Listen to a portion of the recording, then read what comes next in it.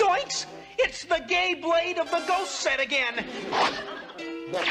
Milo Yiannopoulous, the man who defended pedophiles, the man who supposedly threw a $150 ring into the ocean, the man who takes the same medicine as a horse, the man who was removed from YouTube and many other social media platforms. Even though he's a truly despicable person, I don't think he should have been banned. Because maybe instead of banning him, we could just point and laugh at him. Or maybe even feel sorry for him. Because after much research, it seems perfectly clear to me that Milo truly hates himself. Oh shit, damn, you looking real cute. What's your name? Felix. My name is Felix. Oh shit. I'm killing myself. Why else would somebody promote gay conversion therapy if they were also gay? That doesn't make sense. Well, unless you hate yourself. But like an old friend, I'm here to tell Milo. Stop it.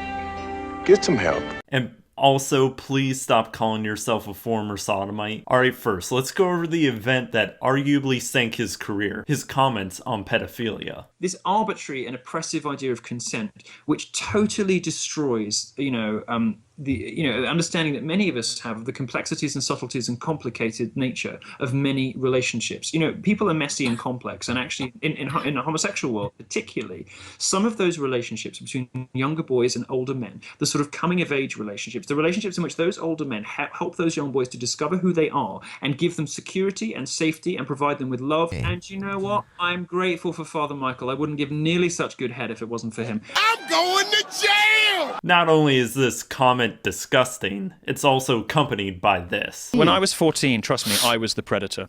I was the predator. You were the predator. You were chasing after the priest. The instigator. He was trying to stay close to God. I was chasing everybody. I was aggressively seeking out sexual company of adults because I knew it would horrify people, because I wanted sort of power over them. It was my way of rebelling. My way of rebelling. I was the predator at 14, let me tell you. So now I think you have a good idea of who Milo is. A provocateur. The Marilyn Manson of politics, if you will. Which is fitting considering the recent allegations. But either way, he's actively describing his younger self as a predator. And apparently he doesn't have any bad feelings towards the fact that he was sexually abused as a child. Milo, are you okay? And as a result, this basically made Milo resign from Breitbart and basically destroyed his career. John, I want a divorce.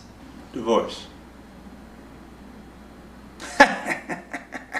Then everybody started taking him for a clown. Women aren't funny. So after years of living in obscurity, Milo developed a new plan. He found God. God, please not gay. Doctor, where am I?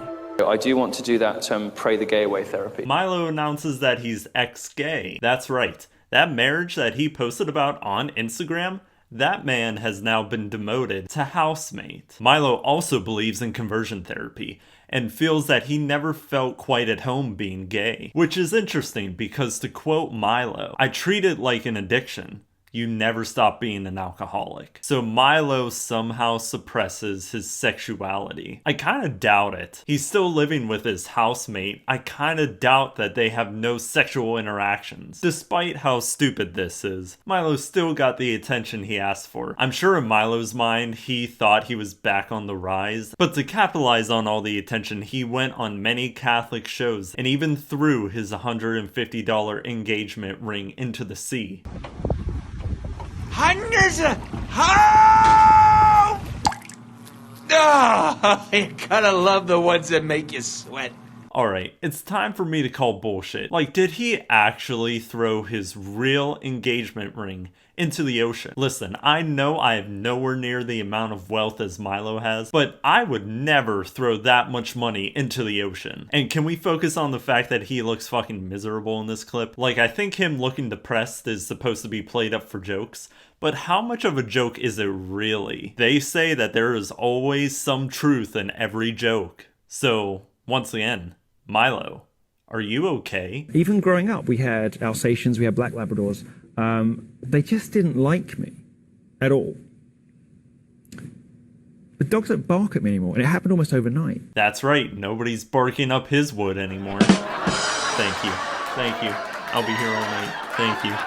But once again, Milo kind of falls out of the news for the next 6 months. But recently he revealed that he caught COVID-19, and he's pulling a Joe Rogan by taking horse dewormer. I guess now we just wait and see if Milo gets the worms out of himself. Alright, in all seriousness, I want to give Milo the benefit of the doubt that he actually took the human version of the drug, but who really fucking knows. Now, the last thing I want to bring up is his YouTube ban. And can I just say how much of this research and videos were hard to find? In a world of big tech really starting to take over, I don't think it's a good idea that they start banning people. It started with Alex Jones and now Milo, but who knows, sooner or later it might move on to somebody reasonable or go to a movement that really doesn't deserve it. But to end this video, I just want to ask one more time, Milo, are you okay? You seem like you truly hate yourself. Milo was a man that built his career back in 2016 when Trump was on the rise. Also, conservatism on YouTube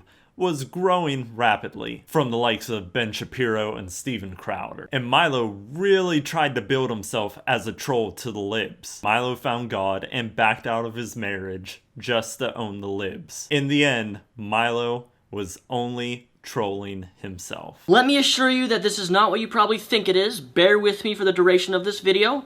Well, dispatch